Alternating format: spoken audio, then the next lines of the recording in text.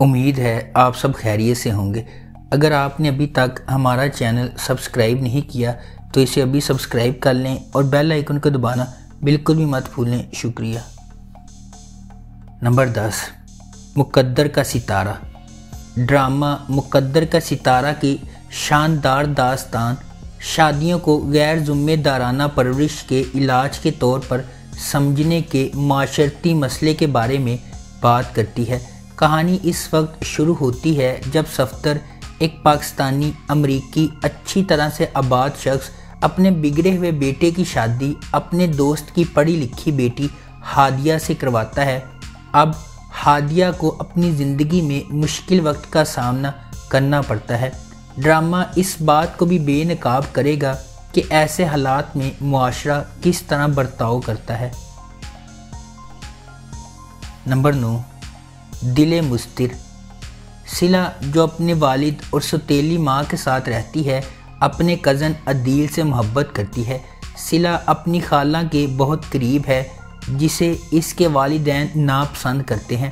صلہ نے اپنی سوتیلی ماں کے بھتیجے سے شادی کی تجویز کو مسترد کر دیا۔ آخر کار وہ اپنے گھر سے بھاگ جاتی ہے جب اس کے والدین اس کی زبردستی شادی کروانے کی کوشش کرتے ہیں۔ عدیل صلہ کو گھر واپس لے آتا ہے۔ صلہ کے والد نے اگلے ہی دن صلہ کی عدیل سے شادی کرا دی۔ اس کے بعد عدیل اور صلہ باہر چلے جاتے ہیں اور نئی زندگی شروع کرتے ہیں۔ نمبر 8، مشکل دو بہترین دوستوں سمین اور حریم کے درمیان دوستی کی پیروی کرتا ہے، جس کا امتحان اس وقت ہوتا ہے جب وہ مشکلات کا سامنا کرتی ہیں۔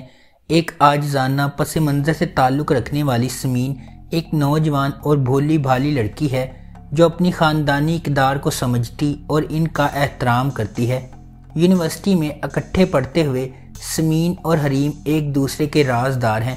حریم اپنے ایک ساتھی فراز سے یک طرفہ محبت کرتی ہے جو ایک خوبصورت نوجوان ہے، تاہم وہ حریم کے جذبات سے بے خبر ہے۔ معاملات حیران کن موڑ لیتے ہیں جب حریم کے خاندان کا ایک زبردست فیصلہ اور فراز کو جیتنے کا اس کا جنون کئی غلط فہمیوں کا باعث بنتا ہے۔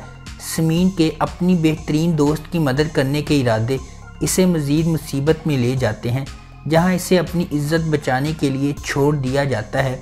کیا سمین غلط فہمیاں دور کر پائے گی یا حریم بدلہ لینے میں بہت آگے جائے گی؟ دونوں کے درمیان واضح اختلافات کے باوجود کیا سمین اور فراز ایک دوسرے کو سمجھ پائیں گے؟ حریم کی انتقامی کارروائیوں کے باوجود کیا سمین فراز کے ساتھ اپنا رشتہ بچانے میں کامیاب ہو جائے گی؟ نمبر 7، تھوڑا سا حق۔ سحر ایک خوبصورت اور سادہ لڑکی ہے جو اپنے والد کے ساتھ حیدرآباد میں رہتی ہے۔ وہ اپنے والد کی خراب صحت کی وجہ سے شادی کر رہی ہے۔ ضامن اور حریم دو کزن ہیں جو ایک ہی گھر میں رہتے ہیں اور ایک دوسرے سے بہت محبت کرتے ہیں۔ ان کی منگنی ہو چکی ہے۔ رابعہ کی بہن سے شادی کرنے سے انکار پر اعجاز کو گھر سے نکال دیا جاتا ہے، تاہم وقار اس سے رابطہ رکھتا ہے اور سحر کی شادی پر جاتا ہے جہاں انہیں معلوم ہوتا ہے کہ دولہا بھاگ گیا ہے۔ اعجاز کو دل کا دورہ پڑتا ہے اور پھر اپنے بھائی سے التجا کرتا ہے۔ وقار نے اسے کہا کہ فکر نہ کرو کیونکہ ضامن سحر سے شادی کر لے گا۔ ان کی شادی زبردستی ہوتی ہے۔ منتیں سننے کے بعد اعجاز فوت ہو جاتا ہے۔ وقار سحر کو اپنے گھر لے جاتا ہے جہاں رابعہ اس کے ساتھ برا سلوک کرتی ہے کیونکہ اس کے والد نے برسوں پہلے کیا کیا تھا۔ ضامن اور سحر اپنے نکاح کو خفیہ رکھتے ہیں اور جب حریم کو ان کی شادی کا علم ہوتا ہے تو کہانی ایک نیا موڑ لیتی ہے۔ آخر کار سحر حاملہ ہو جاتی ہے۔ نمبر 6، کوئی چاند رکھ۔ ڈاکٹر رابیل ایک خیال رکھنے والی نوجوان خاتون ہے جن کے والدین کا انتقال اس وقت ہوا جب وہ 5 سال کی تھی۔ اس کی پرورش ان کے ماموں اسد نیازی اور ان کی اہلیہ نفیسہ نے کی ہے۔ اسد اور نفیسہ کی ایک بیٹی نشال اور ایک بیٹا عمیر ہے۔ رابیل عمیر سے بہت بڑی ہونے کی وجہ سے ہمیشہ ایک بڑی بہن کی طرح اس کا خیال رکھتی ہے لیکن اس کو معلوم نہیں تھا کہ عمیر اس کو پسند کرتا ہے۔ جب وہ اپنے جذبات کو ظاہر کرتا ہے تو رابیل خوف زدہ ہو جاتی ہے، کیونکہ اس نے اسے ہمیشہ ایک چھوٹے بھائی کے طور پر دیکھا تھا۔ نفیسہ نے گفتگو کو سنا اور فیصلہ کیا کہ بہترین حل یہی ہے کہ رابیل کی جلد از جلد شادی کر دی جائے۔ نمبر 5، کیسی تیری خود غرضی۔ کیسی تیری خود غرضی کی کہانی ایک بزنس ٹائکون کے بیٹے شمشیر کے گرد گھومتی ہے، جو ایک متوسط طبقے کے پس منظر سے تعلق رکھنے والی مہک سے محبت کرتا ہے۔ ڈرامے کے دوران کچھ ناخوشگوار واقعات رونما ہوتے ہیں اور مہک شمشیر سے نفرت کرنے لگتی ہے، اور چونکہ شمشیر کے گھر والے اس کے رشتے کو منظور نہیں کرتے، اس لیے کہانی مزید الجھ جاتی ہے۔ دانش تیمور بطور شمشیر ایک کاروباری شخصیت کا بیٹا ہے، ضدی اور اپنی محبت کے لیے کسی بھی حد تک جانے کو تیار۔ درافشاں سلیم بحیثیت مہک ایک لیکچرار کی بیٹی ہے، طبیعت میں شائستہ ہے اور متوسط طبقے کے پس منظر سے تعلق رکھتی ہے۔ نمبر 4، تیرے بنا میں نہیں۔ تیرے بنا میں نہیں ایک اصل کہانی ہے جو صحیح وقت پر صحیح فیصلے لینے اور اونچی اڑان بھرتے ہوئے بھی اپنے آپ کو گراؤنڈ رکھنے کی بات کرتی ہے۔ پلوٹ مرتضیٰ اور نور العین کی محبت کی کہانی کے گرد گھومتا ہے۔ موڑ تب آتا ہے جب مرتضیٰ نے شادی کرنے کا فیصلہ کیا، لیکن بعد میں نور کی نظروں میں اس کی اصل قدر کا پتہ چل جاتا ہے۔ وہ اس کے بارے میں کمتر سوچتی ہے، اور اس وقت جب تہنیت کا کردار سامنے آتا ہے۔